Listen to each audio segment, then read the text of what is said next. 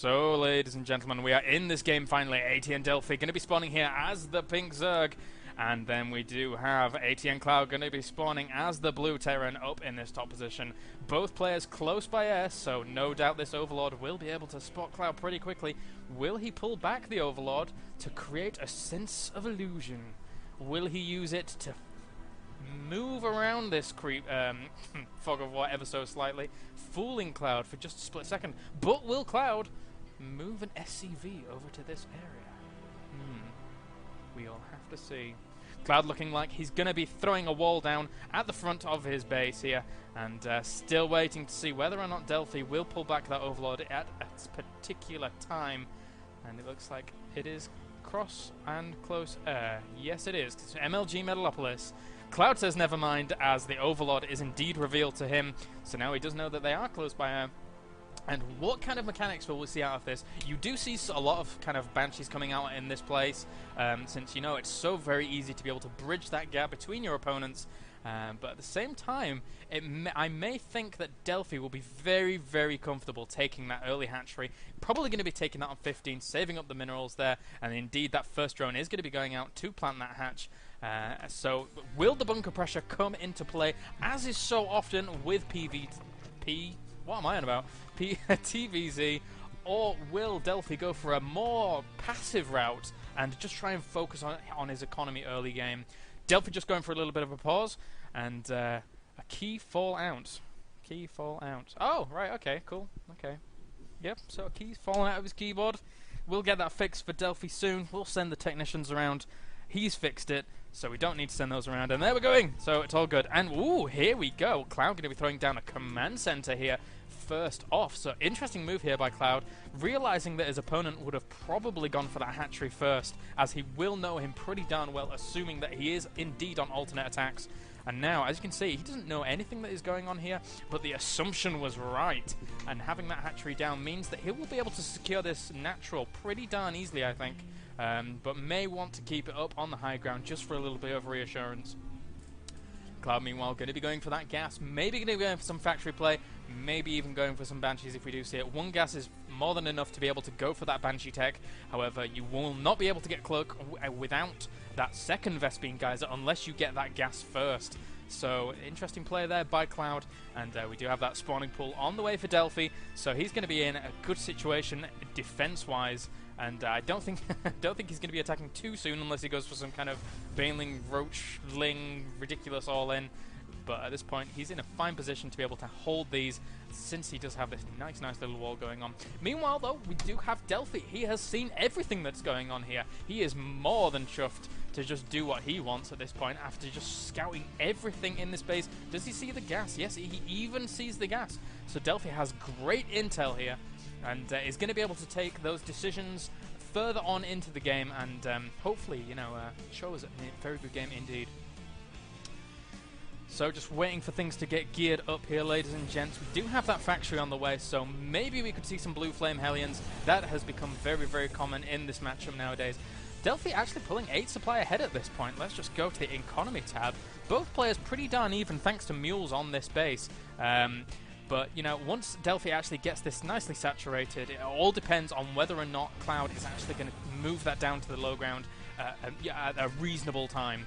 So we will have to see if Cloud can put on some pressure in order to potentially equal those odds, or if he will be stopped and thwarted. It's Delphi looking to stop a little bit of scouting here.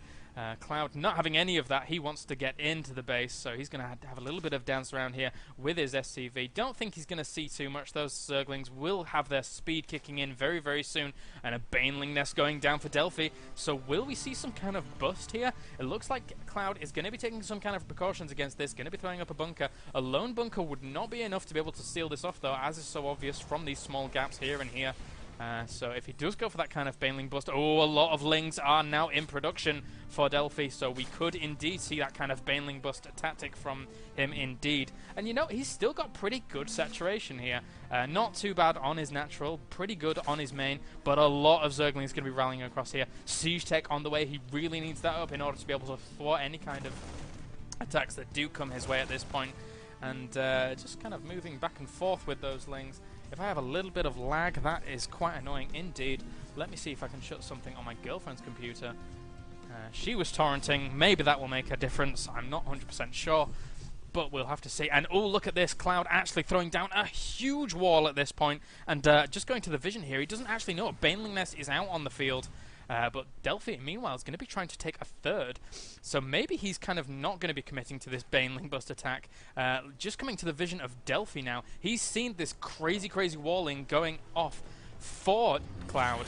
So, you know, he's going to know that Baneling Busts may not be as effective, but Siege Tech is now online, ladies and gentlemen, and that is going to be able to deny any kind of harass that does come up here. But now it's going to be a question as to whether or not he can actually secure this natural. Needs the siege tanks on the low ground in order to be able to deal with that. And looks like he's going to be going for that now, throwing down those bunkers in order to be able to deal with these pesky, pesky lings. And should be in a good position here. He has quite the bit of firepower in order to be able to deal with this. Get him moving this siege tank into a nice position just to be covered by this siege tank as well. So good positioning there indeed by Cloud while securing this natural. Meanwhile, though, we have Delphi going to be going for his lair, and a Roach Warren is up as well, so it looks like he's going to be playing pretty darn standard at this point. It really did look like he was going to be going for a bust, and then made the call and made the judgment to not after seeing that amazing piece of walling from Cloud. So good calls by Delphi, and nicely securing this expansion by Cloud as well. Going up to 4 gas geysers now, Cloud. He's looking to go crazy, crazy on the production with some higher tech units. I wouldn't be surprised if we did see more factories go down. I've been seeing a lot of mech play nowadays in TVZ even, so that could be a possibility indeed. Meanwhile, though, Delphi more than happy to get his drone saturation up at this base, making so many drones at this point. Spire is on the way, ladies and gentlemen. Where is that? There it is, just in the natural.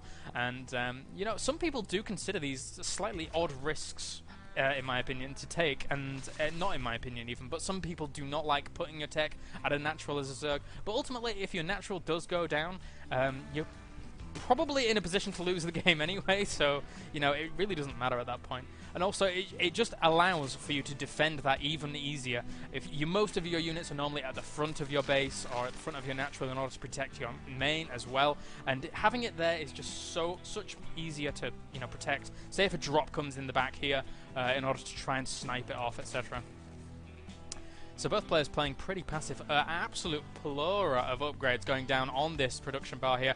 Burrow, centrifugal hooks, +1 weapons for these Marines. Stim as well, going to be so strong. It looks like we may see a little bit of a push out here for Cloud. I'm waiting for that Stim to finish, wouldn't be surprised. Does have that medevac support, so he can Stim.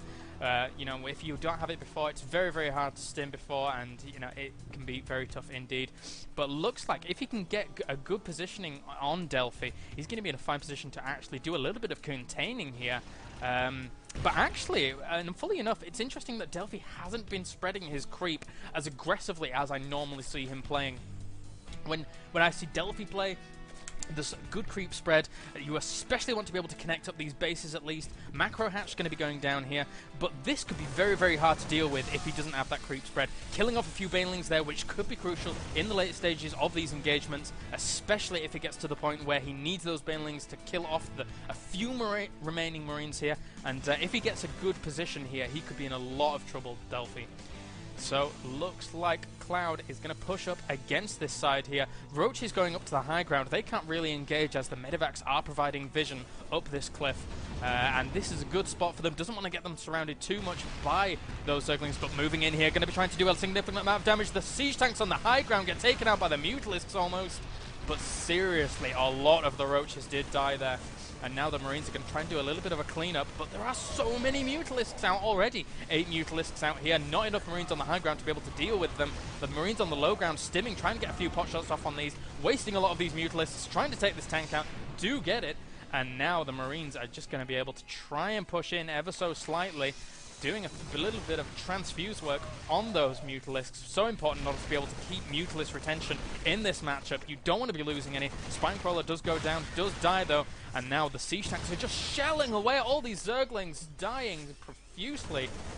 And Oh my god, here. Delphi is in such a bad spot. This push from Cloud is doing so much damage, killing so many Overlords. The Mutalisks are going to be able to fly in here, clear out a few of these Marines, and Delphi in a bit of a bad position, I've got to say. More Marines going to be dropped onto the high ground here, trying to drop some of those siege tanks up on the high ground to get a little bit of attack position on the main maybe. Going to be pushing in here once again, trying to take out those spine crawlers. The Mutalisks fly in and take out one or two of those Marines.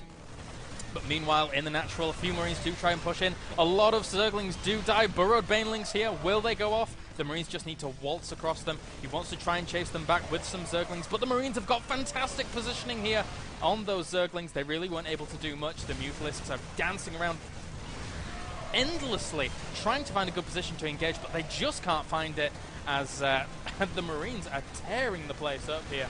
And the siege tank count just continues to grow as Cloud is pushing in, and he's going to be able to take out this natural very, very strongly here.